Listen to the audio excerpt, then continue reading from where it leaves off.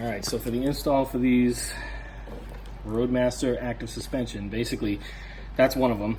There's no right and left. You can put either on either side. They're exactly the same on both sides. You can see some of the things that comes pre-assembled, right? And you can see, so there's the eye hook that goes over the leaf wrap at the very back of the truck. And then these two nuts come jammed together at the end of the threaded rod, which goes in about probably to here, right, the way they ship it. And then you have these two nuts in here to tighten at the very end after you make your adjustments. And you can see there's like a cup in here, and then there's sort of like ball bushing. It makes it sort of rotate around like a ball joint. It moves around.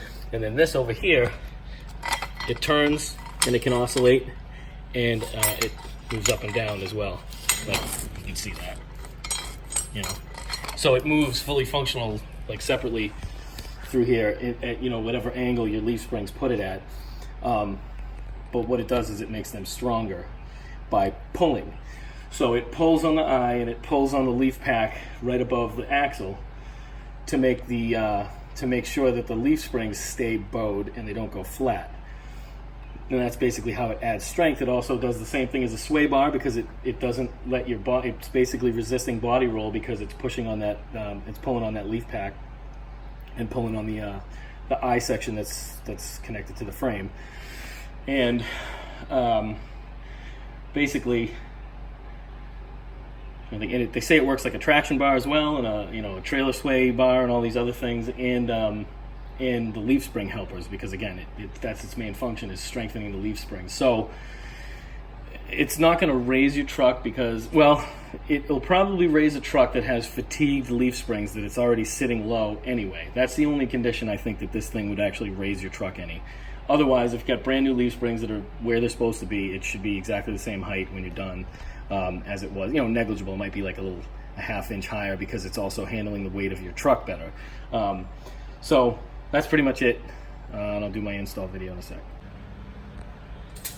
All right, so before I get everything installed, I'm gonna do a measurement.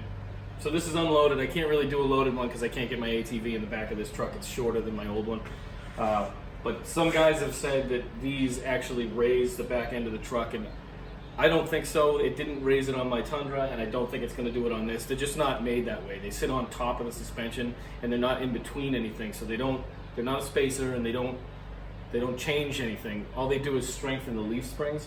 So right now, this is without them. I am 39.25 in the rear.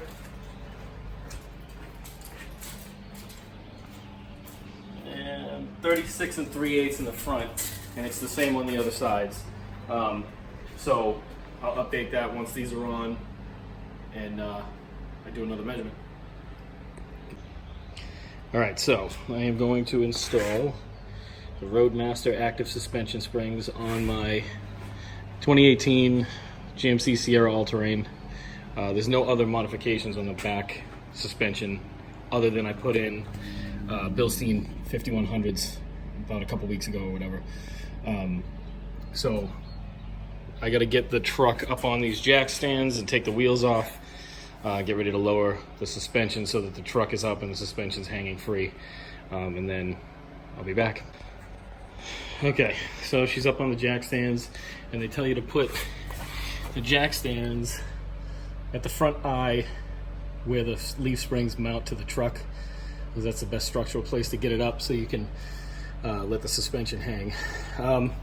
Also, these are 6-ton jacks, and jack stands, they go up to 23 inches above. Fun fact, the stock height Sierra and Silverado, that eye is 16 inches off the ground when it's just sitting there, and that's as high as those standard 3-ton jack stands go. So I need to get these 6-ton ones. The other thing is, on the driver's side, you got your brake lines. It's really your emergency brake line that runs right by that eye. So just make sure you don't clip those with the jack stands. All right, let me get the wheels off. Okay. Wheels are off. Jack stands are under the front eye of the leaf springs, and on the driver's side, you got to make sure to watch out for your e-brake cables. And then they tell you to put the jack under the pumpkin, which is what you lifted it by in the first place, and then let it all hang freely, and then put the jack back under the pumpkin and lift it up a ½ inch, just so it's barely supporting it for safety. They say there's really no other reason, but you really want it hanging freely to get the adjustment right. So some of the guys I've seen jack the truck up by your hitch that in the back before putting the jack stands on, and you got the whole back half of the truck's weight on being lifted by your hitch, which is actually bolted forward of where you're lifting it, so it's not directly underneath. I wouldn't do it. The class 3 hitch, I think the tongue limit is 1500, and that's down and up, and it's not really designed to be lifting the whole truck by that, so I wouldn't do it, but I've seen people do it and nothing's really happened. Whatever. All right, let me proceed. Wheels are off, everything's up. This is actually a good time if you want to notice your rotor and your brake and all that stuff, and take a good look at it, see if you want to spray it off with some brake cleaner or something like that. But basically, all right, so come in here. So the bracket's going to sit here. It goes at an angle underneath and grabs here. If you're going to come over the wheel, if you can't see it, yeah, there you go. So it's going to come around the underside here, the top side here, and then it goes up, and it clasps on that eye, and you can get underneath, right up on that eye up there. All right, so I'm going to put the piece on now. Back up. And there's no left, right. These things are, I guess, ambidextrous. It's the same on both sides. Oh. So now you see when you put this down, right? It's not quite long enough to reach underneath. I'm going to take this off. And they say it comes only hand tight, but it's a little tighter than that. All right, so these do come hand tight. This one was a little snug. You take this nut off, pull the bolt out, right? And the spacer will pull out, and then you basically let that drop, right? But you got to get the bolt in now here past the leaf pack U-bolt. So what you do is you actually lengthen it by turning this. You grab the spring and you just turn it until it gets long enough. And they say use the furthest hole possible towards the end, so you don't have like a piece of this bracket sticking down as further than it has to. So you just keep going until you can get that bolt by the leaf U-bolts.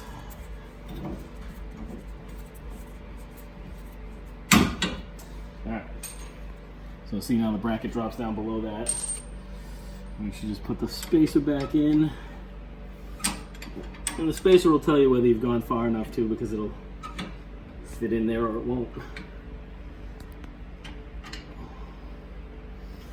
And so I have an Allen wrench. That's the other thing that's different from the instructions and from my last one of these that I had. They actually used an Allen head on this. It's a pretty big one too. This is a 3/8, and I feel like it's a little bit too small. It's good enough to get it in there because you don't really have to torque this bolt down. It just needs to squeeze the spacer.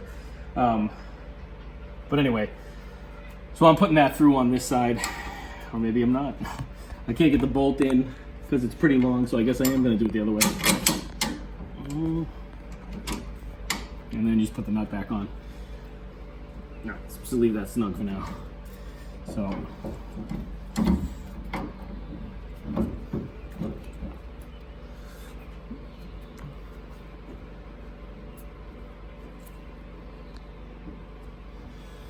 Okay. All right, so go ahead. All right, so up there on the leaf wrap, at the eye at the rear of the truck is where you put that little clamp-looking hook, and that's going to be centered on the leaf spring. So it's going to be like, you're going to make sure it's left and right centered on the leaf spring, and then come down here. And then this is with the spacer put back in and the bolt put back in, and this also has to be centered right to left, which this bracket kind of makes it sit centered anyway. But you have to do that, and then you tighten this nut back on the bolt that goes through the spacer underneath the leaf pack, just snug enough to keep the bracket holding the spacer. There's no real torque spec or anything. And then we do the tension adjustment for the spring, so we'll do that next. All right, so this is a 12 mil nut, and then up there on the eye thing, on the nuts at the end of the threaded rod, I have a 7/8 It says for 22 mil, but I don't have a 22 mil wrench. That's the closest thing to it. But again, we're not torquing these things down. These are the two, they call them coins or spacers that they give you, right? There's a white one and a black one. This is 2 millimeters, this is 1 millimeter. So this, if you make it so that the spaces between these springs are 2 millimeters, it's the high setting. So that's for heavy hauling, heavy towing and stuff like that. And basically it increases your, and you gotta be careful the way they say this because they're not really, it increases your truck's ability to handle the load it's already rated for by 40%. So it'll increase your handling, and you can do, you can drive better, easier with it, have more control, more traction, less sway, less body roll, all that stuff, by 40%. And your back of your truck won't squat with the load in it or with a heavy trailer on it. It'll only come down maybe a ½ inch, 3/4 of an inch or something like that, versus you've seen it come down like 2 inches with something really heavy, because it keeps the leaf springs straight by pushing against them, right? It pushes against the lock and it pushes against the pack. It makes the leaves stronger. It doesn't increase, the way they write it and the way some people say it, it doesn't increase your truck's ability to carry a load, or it doesn't increase the weight rating you can carry. It just increases your truck's ability to properly handle the load that it's rated for already. So that's 40% for heavy haul. The 1 millimeter, they rated it 20%, and that's for everyday driving and light haul and stuff like that. So that's what I'm gonna do because I don't really heavy haul with this thing. So basically you gotta, I'll leave that right there. Now what you do is you're actually holding the threaded rod steady with this wrench, and then you're turning it with this wrench, right? To actually, let's see if I'm going the right way. You're screwing this onto the threaded rod, all right? And it makes everything shorter, and what that does is that'll actually start pulling on the pack down here. So you gotta make sure everything's still centered, right? And it'll start opening the spring, the coil spring. And what you gotta do is check it when you get to a certain point. And you'll feel tension on it and stuff, and just make sure, like I said, everything's stayed where it's supposed to be, you know, being centered and all that. Because now it's kind of on there. And then, like I said, you'll see at some point the spring starts opening up, and then you can check it with your spacer coin. All right, so this is the 1 millimeter. As you can see, you can slip it in and out of the coil spring everywhere. It should just fit, you know, so it's pretty snug, but it fits between. So that means you got a millimeter of space between all those. Obviously it's a little tighter at the two ends of the spring. It's just how springs are. So this side is done. Basically, it's the only thing you have left to do is you tighten this nut down to the spring, and then you tighten the jam nut on that. And again, there's really no torque specs. You just gotta tighten that down until it's snug, and then jam the nut to it. This nut comes already jammed. These nuts on at the very end of the threaded rod come already jammed, and there's a little eye spacer in there that's like almost makes it like a ball joint. And that's basically it. You just kind of take one last look and make sure you're all centered and everything. If you're not, you can just loosen and recenter and retighten. But that's it. You don't got to get under the truck. You don't have to take anything off. You don't have to do, maybe the wheels, obviously, but you don't have to do any kind of monkeying around. It's very, very easy. And that's set now for 20% increased stability and load handling. And so I'm going to go do the other side. It's exactly the same. And that's about it. So, quick update, bonehead move by me. On the earlier part of this video, I actually had this thing, I don't know if you can see it good now, that spacer, I actually had it down here, under the factory lift block, right, which I don't know what the thickness is of these, the stock block or whatever, but basically, it's gonna be up on the bottom leaf, right up underneath it, like so. And then you can tighten it down. So that was it. That's the only update. I just didn't want to redo that whole section of the video for that one little thing. Okay, driver's side installed same way. Remember, that's going to be right up under the bottom leaf spring. This is all tightened down. The two nuts jammed to the end of the coil spring, and they just say wicked hard. They don't really give it, again, there's no torque specs. It's more, like I said, the spacing spec for the tension with those coins. So all done. I gotta throw the wheels back on, lower it back down, get the wheel chocks out and these jack stands out of here and stuff, and then I'll take it for a ride and see how it is. But like, I remember the last time I put these on my Tundra, it was awesome. Same as the sway bar as far as the body roll and everything, but everything else that it does is really, really good. I mean, like, you don't get any more wheel hop when you're starting in an intersection, even in the rain, because you don't get axle wrap. And it's the same thing for you when you're towing and stuff. You shouldn't be pogoing with this thing because it makes it more stable and it keeps the wheels down on the ground. It doesn't let them jump as much because it's giving strength to the leaf springs. So I love them. Easy install. The instructions are very good. You can see it's a pretty easy install. So it's not like it's hard to tell you how to do it. But like I said, there were a couple of differences, like the bolt that goes through that spacer there they gave me was an Allen head bolt with a little bigger nut than what they had said, and I guess in the instructions, and actually the way it was on my Tundra, the older one, that was actually a cap screw. It was like a 14 mil cap screw with a smaller nut. So that's really the only difference, but it's not like it was a mystery. It was pretty easy to figure out what had to happen there. So I'll take some measurements once I get the wheels on and get it back on the ground, and then I'll give you my final comments. Alright, so I gotta redo this part of the video because I had a funny thing in the end of the last one where I did this with the video, and then I was doing this and it looked like that Aha video, so I put the song in there and apparently the commies at YouTube blocked it, so whatever, so much for that. Anyway, so active suspension are on, and basically it does lift the truck up a tiny bit, and that was the whole joke about the aha moment, because I didn't recall it doing that for my other truck. But basically, in the rear on both sides now, I'm 39 and a little bit over 5/8, which is less than a ½ inch. So it's sitting higher in the back, a little less than a ½ inch, which is negligible because the springs are just actually helping the leaf springs hold the weight of the truck better than they did before.